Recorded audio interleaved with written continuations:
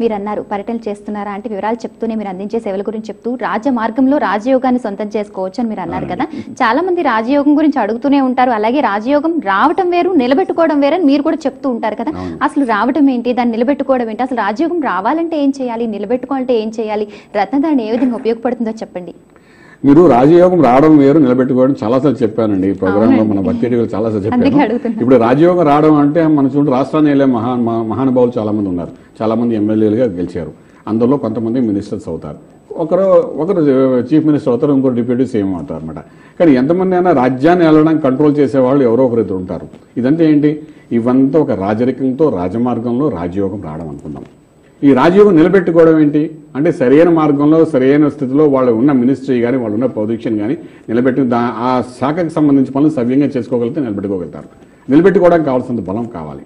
CM అవ్వడం కానీ, PM అవ్వడం కానీ, లేకపోతే ఒక మినిస్టర్ అవ్వడం కానీ, లేకపోతే ఏదైనా అవ్వడం అనేది ఒక వ్యక్తిత్వంగా ఒక భాగం అయితే, దాన్ని నిలబెట్టుకోవడానికి చేసే ప్రయత్నాలు అనేది రెండో భాగం అవుతుందన్నమాట. అయితే ఆ నిలబెట్టుకోవడానికి చేసే ప్రయత్నమే ఒక మార్గంగానే ఇప్పుడు దీనికి సంబంధించిన రత్నాలు కానీ, దీనికి సంబంధించిన మంత్రశాస్త్రాన్ని చేయాలని చెప్తుంటామన్నమాట. అంటే ప్రతి ఒక్కరు వ్యాపారస్తుడైన వ్యాపారాన్ని స్టార్ట్ చేయడం వేరు, దాన్ని నిలబెట్టుకోవడం వేరు. అదేవిధంగా ఫిల్మ్ ఇండస్ట్రీలో వెళ్ళేవాళ్ళు ఉంటారు. ఫిల్మ్ ఇండస్ట్రీలోకి ఎంట్రీ ఇచ్చాము, ఫస్ట్ క్లాస్గా ఎంట్రీ ఇచ్చాయంటే 2 సినిమాలు చేస్తాడు, 3 సినిమాలు చేస్తాడు. ఆ తర్వాత ఆ హీరో ఏమైపోయో తెలియదు, ఆ హీరోయిన్ ఎక్కడ పోయిందో మనకు తెలియదు, కనిపించింది ఆవిడ. అదే కళాకారునిగా వస్తుంది ఆవిడ, అలా కళాకారుడిగా వస్తాడు. వాడి జీవితంలో ఇంకా ఎన్నో సాధించాలనుకుంటాడు, కానీ ఈ లోపల వాళ్ళు ఏమైపోయారు మాయమైపోయారు మనకు తెలియదు. ఎంతోమంది మనం చూస్తాం మన కళ ముందు. ఎందుకు అలా నిలబెట్టుకోలేకపోతున్నారు? వీటన్నిటికీ ఒక కారణం ఉంటుంది. అంటే ఆ యోగి ఎంతకాలం ఉంది అనేది మీకు తెలియదు. ఆ ఉన్న కొంతకాలం ఎంత రాజయోగంలోకి వెళ్ళాలి, దాన్ని ఎలా నిలబెట్టుకోవాలి చెప్పేది ఒక జ్యోతిష్యులే. అంచేత తెలుసుకోవడానికి చేసే ప్రయత్నంలో కూడా నేను చెప్పిన 3 ఇండస్ట్రీస్ వాళ్ళు, ఒకటి రాజకీయ రంగం వాళ్ళు, ఇంకొకటి ఇండస్ట్రీస్ వాళ్ళు, తర్వాత 3 ఫిలిం ఇండస్ట్రీస్ వాళ్ళు. వీళ్ళు ముగ్గురు జీవితంలో చాలా ఇబ్బంది పడుతున్నారు. నేను గత 8 సంవత్సరాలుగా చూస్తున్నాను రాజకీయ రంగం ఏ విధంగా ఉందో, అదే కదా వ్యాపారస్తులు ఏ విధంగా అప్స్ అండ్ డౌన్స్ అవుతారో చూస్తున్నాను. అదేవిధంగా ఫిలిం రంగంలో ఉన్న వాళ్ళు కూడా ఎంత ఇబ్బంది పడుతున్నారో నేను చూస్తున్నాను. చాలా మంది మన దగ్గరకు వచ్చి వెళ్తున్నారు కూడా.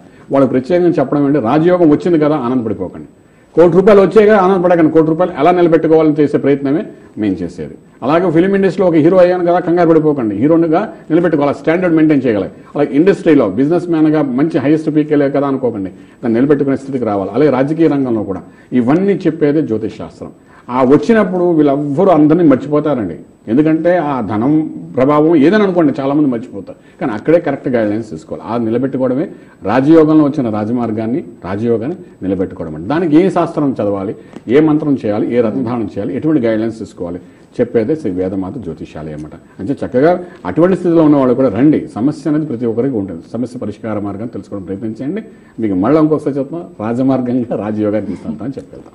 పూర్తి వివరాలకు సంప్రదించండి Shri Vedamata Gayatri Jyothishalayam, Brahmasri Mantha Suryanarayana Sharma, lake view apartment, 4th floor, Chitrapuri colony, Khajaguda, Delhi public school ప్రక్కన, నానక్రామ్గూడ, హైదరాబాద్ 5,08,000. Phone numbers 8855559147, 8855559148, 9963267500, 9396772133.